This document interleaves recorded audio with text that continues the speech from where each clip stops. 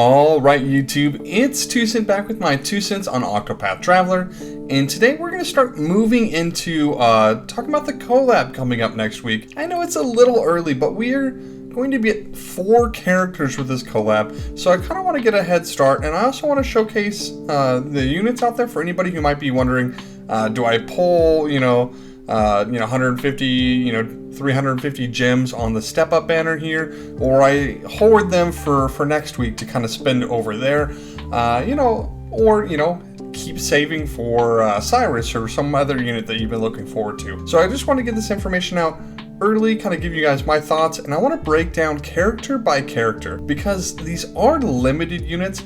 I do think they deserve having their own sort of video talking about each one of them. Also makes it easier if you don't care about a certain unit. You might just be able to kind of skip a video. So without any further ado, let's get into it. All right, so the first one we're going to be talking about here is Elvis. Already kind of stated as the free unit that we are getting alongside this collab, which I do appreciate having free things.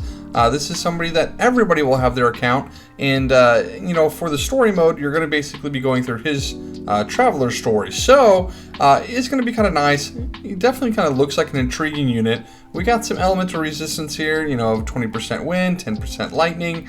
And it's important to note that he's going to start as a 3-star unit, and then you're going to be able to, without having to pull the gacha, be able to move him up to that 5-star level there. Let's go ahead and take a look at his kit. All right, so Elvis is going to be a scholar unit, which means that they're going to be using a tome for a weapon, and he is going to get access to a 2x tome single attack, which I do like in that regard. I always wish my Sophia had an extra, ability with a 2x or 3x tome. However, she does not, but we're gonna get that here with Elvis. Another couple things to note here is going to be able to debuff the enemy's lightning resistance by 20%, and then going to have a lightning AoE, and then some hard-hitting lightning single attack. So just this 5-star one is going to start at a pretty, okay-ish 260 power, but as we get the specials introduced, and he's going to be able to go all the way up to 1 hit of 600 power, that's pretty meaty. That's a pretty good hit there. His passives here are kind of, interesting. He's going to get that self 25% lightning damage up. The only thing about that is a lot of times when you're having your own sort of element there, they just slap 30% on there, so you're not missing out. It's going to be really hard to try and figure out that other 5% for him. So I don't really like that quite as much, so maybe we'll be able to fix that with some sort of an accessory or something like that. But it would be nice to just give him 30%, okay?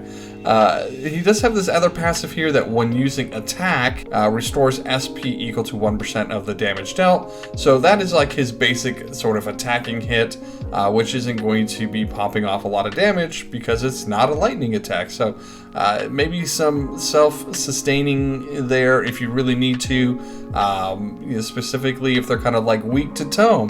But the problem is if they're weak to tome, you don't care about your SP that much. So kind of a weird sort of a piece there for it. So let's kind of take a look to see how he kind of measures up, because we already have a lightning scholar already with in global. And of course I'm talking about Theresa here, and Theresa's been kind of a special little unit for me, because on the adept banner I ended up pulling her at a 4.5 stars and Lynette at 4.5 stars, and I was like, I'm gonna have to go for Lynette with the resources I had to go ahead and class her up. But today when I was pulling on the step up banner, I ended up pulling a 5-star Theresa, so I was able to get her classed up anyway. So anyway, let's take a look at her kit and see how they compare with Elvis. So we can see here we have the same elemental resistances for both units, which makes sense because they're in that kind of same element there, and it's kind of tied to your element that you're using of kind of where your resistances are.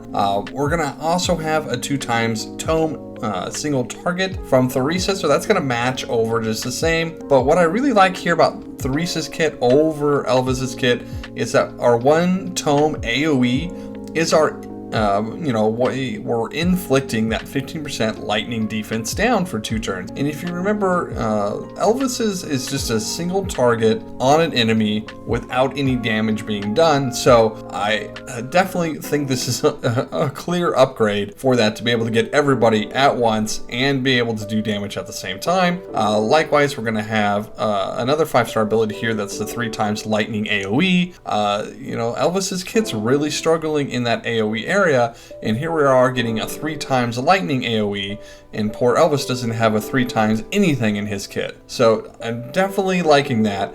Where I do see that we're going to have a little bit of a difference here is if you're looking at the specials over here, we have a 5 times lightning AoE at a power of 100.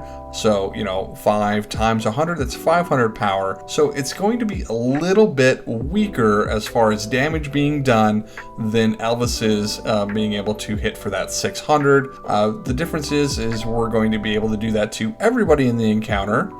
Versus him going to be able to do it as a single target. And of course, we're going to be able to break 5 shields rather than just 1. So definitely going to maybe favor Theresa there. But if we're looking at strict damage numbers, Elvis is going to win out on those single target fights, utilizing those, special abilities later on.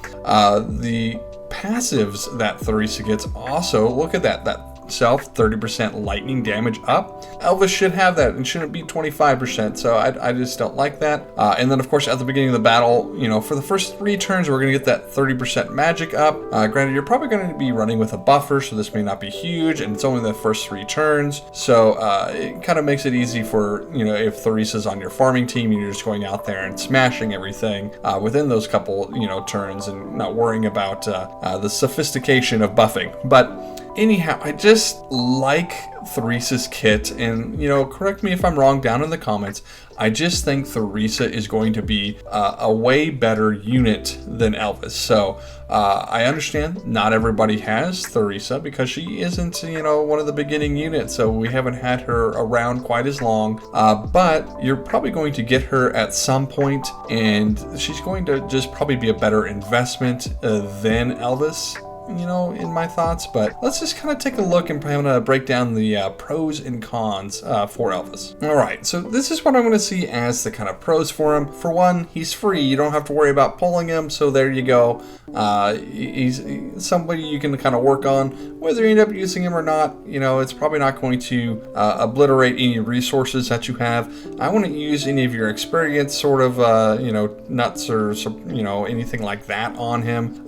Just let him build up over time. So self-sustain, and the reason I put this here is he does have access to being able to be a single target healer, which includes himself or maybe spot healing somebody else, but then he also has that passive that if he's using his regular attack, he can get some SP back. So there is some self-sustain there, and then as a single target finisher, I think he is really good for that role. It's just I'm not quite sure there's enough meat around it to make you want to level him all the way up, get all the special all the way up, to finally then have an ability that can, out damage, some of your other units. So I could be wrong, and you could just be kind of working this way a guy up anyway, and maybe he will find that kind of use there. But I'm just saying there's a little bit of we'll just say copium in doing that. So let's look at his cons. All right, so at this point, none of these should be a surprise. We've already talked about them as we were going through the video. Starts at 3 stars